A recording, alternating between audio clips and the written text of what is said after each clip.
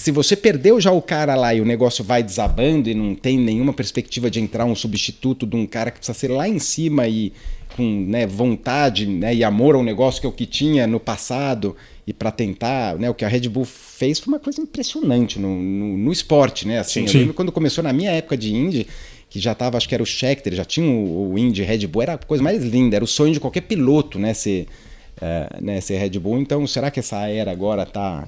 Tomara que não, de novo, né? Tomara que não, porque a Red Bull é uma marca muito, né, top aí para, mas assim, acho que vai precisar de uma liderança, né, diferente. Você sabe, aqui no canal do YouTube do Motorsport tem uma visita que eu fiz lá na garagem do Nelson Piquet, e uma das perguntas era do lado empresarial do Nelson. O Nelson é um grande empresário. Sim. E o que a Fórmula 1 trouxe, e aí ele falou muito sobre isso que o Felipe está falando de, ok, você vê ali as marcas, mas marcas são feitas por pessoas. Exato. E geralmente esses líderes, óbvio que eles se cercam de grandes equipes, existem várias formas de liderar, mas você está falando sobre grandes lideranças, de homens, assim, homens e mulheres capazes de liderar. E isso às vezes fica meio invisível, né? Porque fica o logo da marca. Isso vale para celular, computador, bebida energética, que inclusive a gente está falando da equipe, mas tem um CPF, não é só o CNPJ, né? E que quando isso some, é um pouco invisível, mas aí quando degringola você percebe, é a ausência de dois aqui que estão... E o que é mais difícil de uma empresa comum, né, numa maioria delas, é que a corrida é muito peculiar, né? Não dá. Qual faculdade eu tenho que fazer para tomar o lugar do Christian Horner? É isso. Cara, assim, os caras estão sendo formados, eles estão lá, assim, você precisa de anos, a corrida é um negócio muito, né, é muito específico, né? Então, obviamente, estão se criando novas pessoas aí, mas é difícil, né? Assim, é um negócio que às vezes o cara... Tanto que foram resgatar o Briatore, né? Assim, porque é o desespero de falar, cara, a gente precisa de um cara com experiência, um cara que já vivenciou muita coisa e trazer, resgatar. E tem um detalhe, né, Felipe, que é uma coisa que une capacidade técnica, capacidade de liderança, mas um exercício também político, porque para uns caras subirem lá em cima nesse tipo de coisa, às vezes tem um monte de cara que é capaz... Mas ele não tem as conexões, os arranjos, né? O que a gente falava um pouco antes da Liberty Media, né? Quando tava com o Carey lá.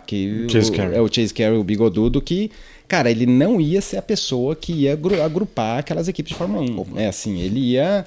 Né, é a mesma história, no fundo, né? Pra você manter... Você precisa de um cara de conhecimento. Aí os caras foram um gênio, colocaram o Domenicali, que é um cara, né, do ramo, super respeitado. Sempre foi Ferrari, que é a mais difícil de você concordar com tudo lá, é a Ferrari, ele conhece ela de cabo a rabo, né? Então, assim, eles mandaram muito bem com a contratação dele. E aí é um cara que sabe... Tem trânsito, né? Tem trânsito, entrar lá e falar, o cost cap. Imagina, lá atrás, se falasse em cost cap, imagina que a Ferrari ia aceitar, né? Agora... Né, tem um monte de regras aí que está entrando para estabilizar, que eles jamais viram. Então é muito tato e muito, né, devagarinho que eles estão conseguindo e mostrando números que a Fórmula 1 está explodindo e falar, vamos nessa direção. Né? Eu tô rindo porque eu tô imaginando o Domenicali, Carlão, de vermelho, vem um cara, bate na porta lá, Maranello, 215, cost cap, saia daqui, tal. 10 anos depois, ele com a pastinha batendo, escuta, cost cap. Exatamente. Para fechar a Red Bull, Jafone, você acha que o Horner sai e o que você acha que o Verstappen vai fazer? Para 26. Perguntinhas fáceis, assim. É super fácil. E vale lembrar que a Red Bull, no caso, começou a implodir, né? Aproveitando até que estou vendo que você está abrindo a latinha aí, Carlão. Porque dizem que as más línguas então que tudo pode, fica à vontade. Aliás, eu vou experimentar essa aqui que eu não Fica à vontade, fica à vontade. Dizem que o negócio começou a ficar feio ali quando o Christian Horner tentou comprar a equipe de Fórmula 1, né? Ainda... acho que o Mateschitz já tinha morrido ou já tinha morrido.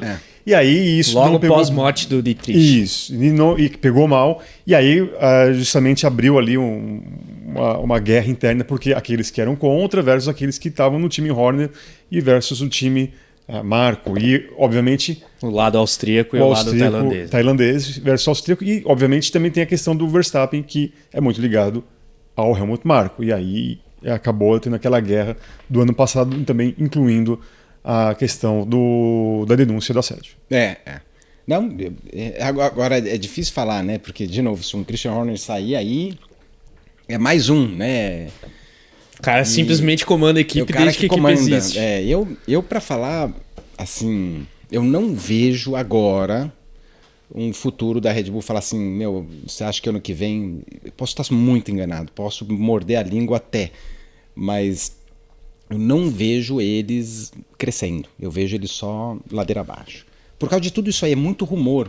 Por mais que o Verstappen ainda fique 26, né? Porque falar, de repente, falar do vamos motor, esperar. vamos tentar mais um. Vai que, né? E de repente a única esperança deles, né? Com o Verstappen, porque quando você tem um piloto desse, você acaba mantendo gente também. Fala, pô, eu quero estar com o Verstappen, entendeu? Claro. Então não é só o Verstappen, né? Tem muita... Né, gente boa gosta de trabalhar com gente boa, né? Assim... Então, eu acho que a esperança da Red Bull ainda é carregar ele no colo até onde der, né? Até tentar reestruturar a equipe, se é que eles vão conseguir. Mas perder o Horner nesse processo também é difícil de repor, difícil, né? Exato.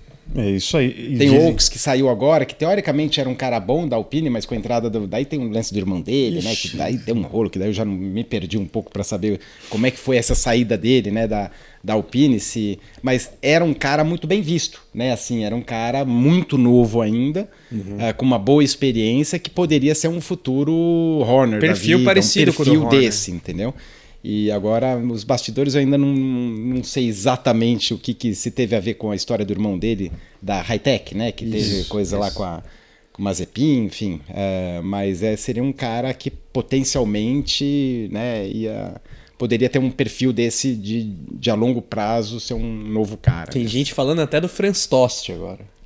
Estourou Rosso. Exato. O Hamilton perguntaria, o quê? Quem? Quem é Franz Tost? Mas o que não é desconhecido e que está longe de ser confusão é para quem aproveita, né, as dicas que nós damos aqui e também investe na Mint. Eu confesso, Carlos Costa, que eu tinha um preconceito. Deixa eu ver aqui abrindo aí. Quanto eu lucrei. Eu tinha um preconceito em relação a criptomoedas, a próprio Bitcoin e tal, mas depois de conhecer a Mint, obviamente, isso foi para o espaço e eu tenho aqui uma testemunha. Eu não vou abrir o meu aqui, que vocês vão ver os meus milhões aqui que eu já... Não.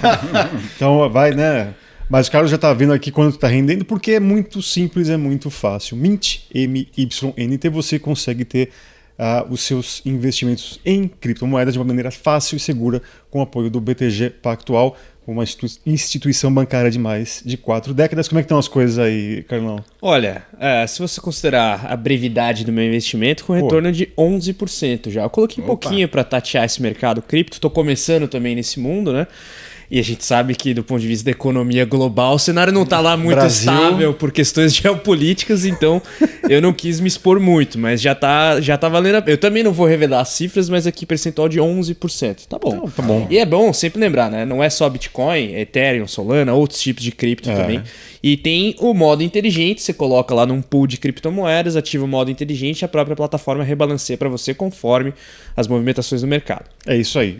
Faça como o Carlos, faça como eu já fiz. Tenho certeza que o Felipe Mota já fez. Começa devagarinho que você vai ver. Mexendo aqui no celular, eu reconheci o aplicativo que ele abriu, não que eu seja um stalker, mas enfim. Então, a Mint, MYNT, no QR Code aqui embaixo você tem acesso direto para você baixar o aplicativo, que é de graça, e também na descrição do vídeo aqui.